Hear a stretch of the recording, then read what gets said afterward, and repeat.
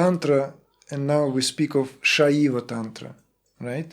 Shaiva Tantra and its central tenets. Shaiva means it's a feminine connotation of Shiva, Shaiva. So therefore it's a Tantra of Shakti. So Trika Shaivism or Kashmir Shaivism, when people say that this is exclusively the path of Shiva, they are mistaken. They don't even understand the etymology of the term. Shaiva means Shakti. It's the path of Shakti. Yes, of course, it's the path to Shiva, but it's the path of Shakti. It's the way of the goddess, we could say it. This is another language, another way of speaking about that. And one of the main tenets, and I will just introduce the three simply for simplicity's sake, that and also to give that impression, everything is energy. Everything is in a flux. Wherever you find yourself, that's the portal or doorway for entrance. These are the main tenets. Everything is energy. Everything is indeed energy.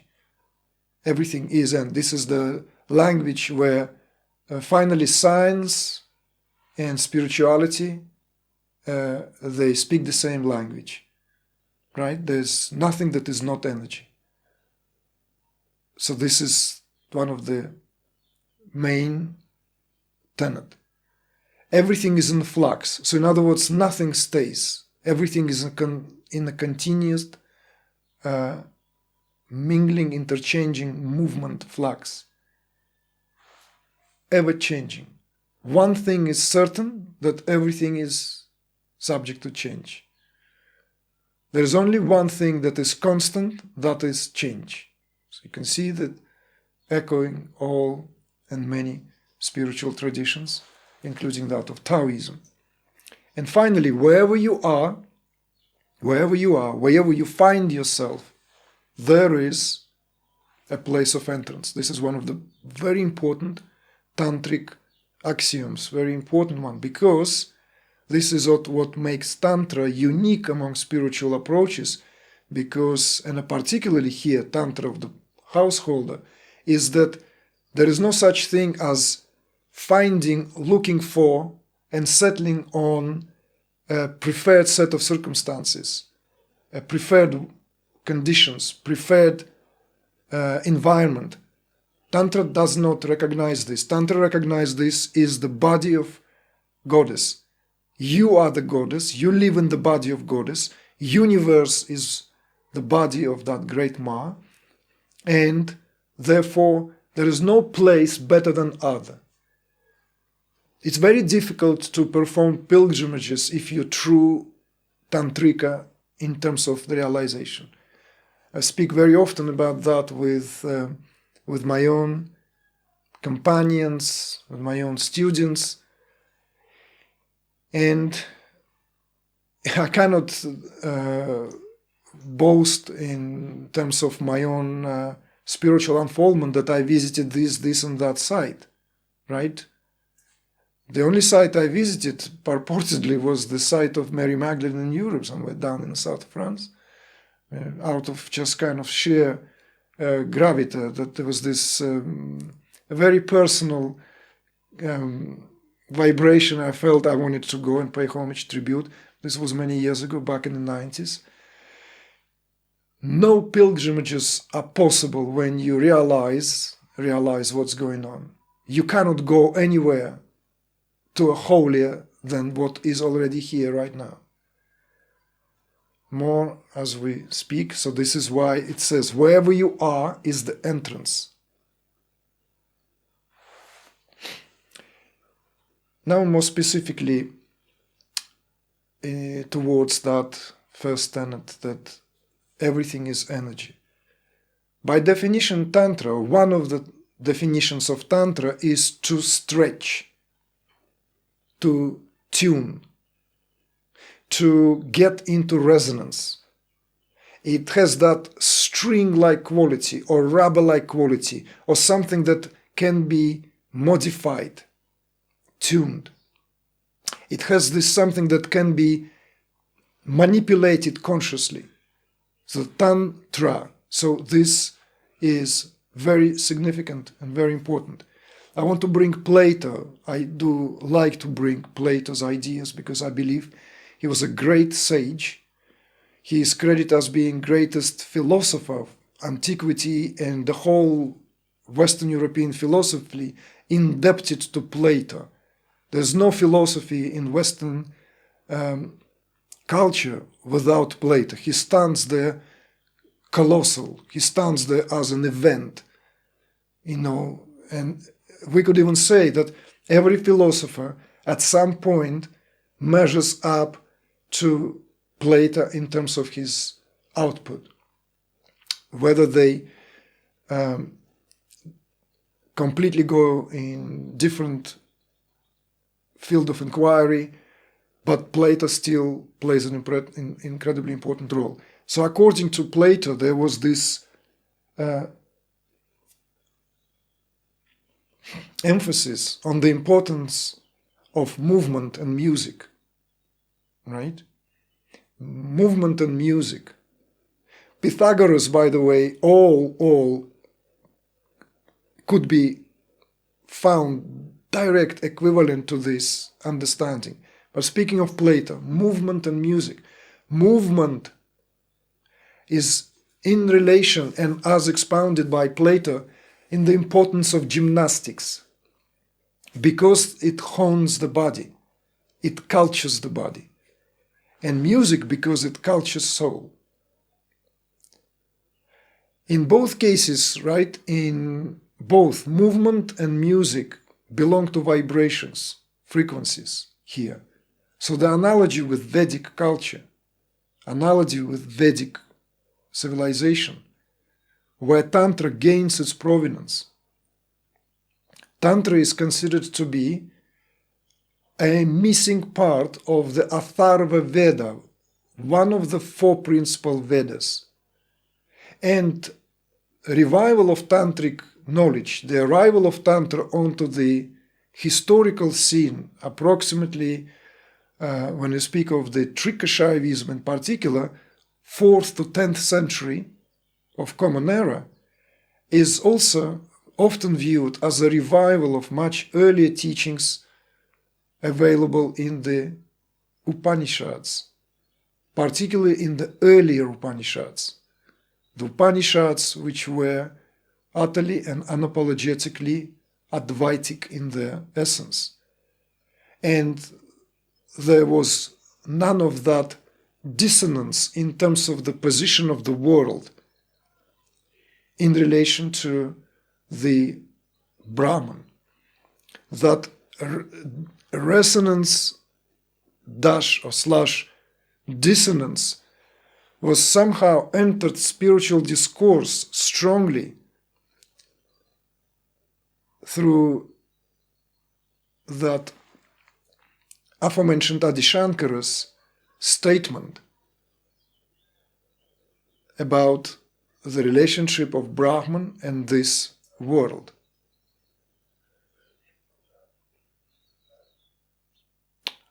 The world is unreal, only Brahman is real. Brahman is the world. 3 lines. The world is unreal, only Brahman is real. Brahman is the world. It's like a koan, it's like a jigsaw puzzle, and it did just that. It puzzled and confused a lot of those who came in the footsteps, because the interpretations veered, oscillating between renouncing but also denouncing the world to that which we're trying to reconcile, the relationship of Brahman, which here stands for the absolute, and the world of forms and phenomena, the universe, the world. So that dissonance doesn't come into a question in the early Upanishads. The expositions of Tantric teachings therefore often being considered to be a revival of these understandings, revival of these teachings, where the complete and utter union of this and that ancient verse, Purnamada Purnamidam, Purnat Purnamudachyate, Purnasya Purnamadaya, Purnaviva Eva Shishyate. So this or that absolute is full. This reality is full. From fullness, fullness comes into being. By fullness it is sustained. And into fullness it is being reabsorbed. What remains is nothing other than fullness. Purnata, Purna. So this is how Tantra views the relationship between consciousness and the body. Body here is not an illusion, a phenomenon, something that is simply an imagination. But the reality, just as the reality of consciousness itself, in fact, it is the body of consciousness. This is one of the most important understanding when it comes to proper Shaiva teaching. So equipped with that understanding, there is no way to dismiss human existence, human body, and sign it off or write it off. Contrary to that, this is where the real work begins, because it is within the body where all neurophysiological processes, alchemical transformation will take place. So therefore, as opposed to there's no body, a new understanding here is being presented, is that it is through the body that you can enter the gates of heaven. Without the body, there's no way to do that. This is the understanding. So, going back to this movement and music and the importance of vibration and Vedic tantric traditions operates with this understanding that everything is a shimmering pool of sound. Everything is a shimmering ocean of sound. Everything is vibrations. Everything is the quality of these vibrations.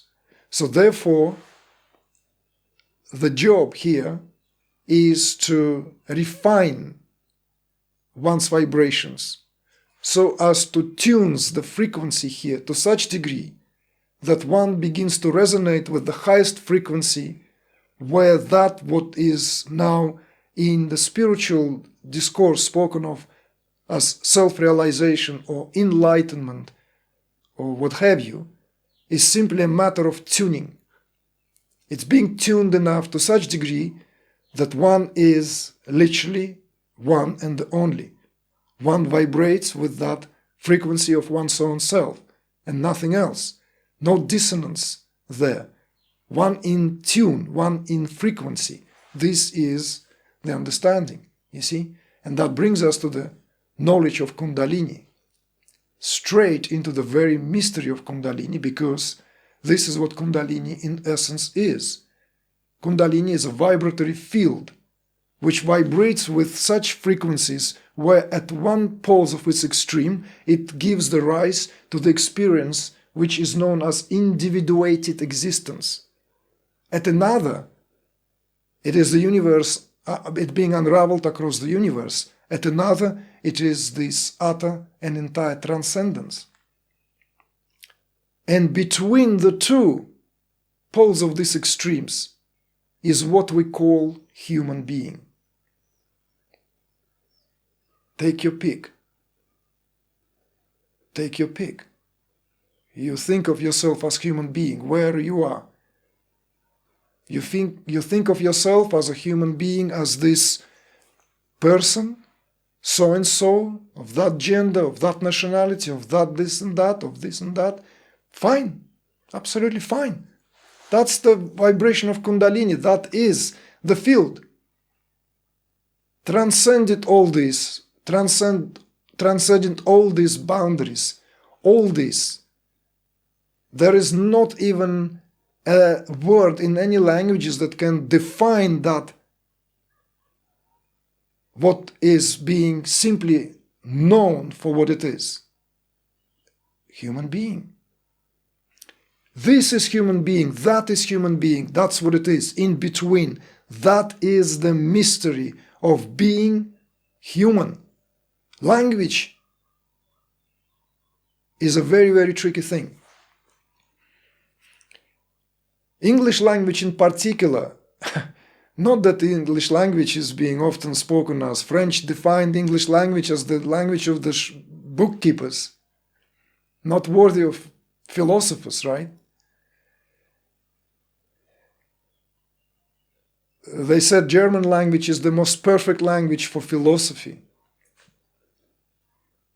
There are sayings that each language is this language, Italian to speak to friends, Portuguese, I don't know, French to speak to lovers, I think it was Emperor of Prussia, or was it William? Well, I forgot exactly who that was. One of the monarchs of the eras gone by. It's attributed to him often. He spoke German as his native tongue. He spoke many other languages. So he said, and German is to speak to horses. This just shows you how much he loved his mother tongue.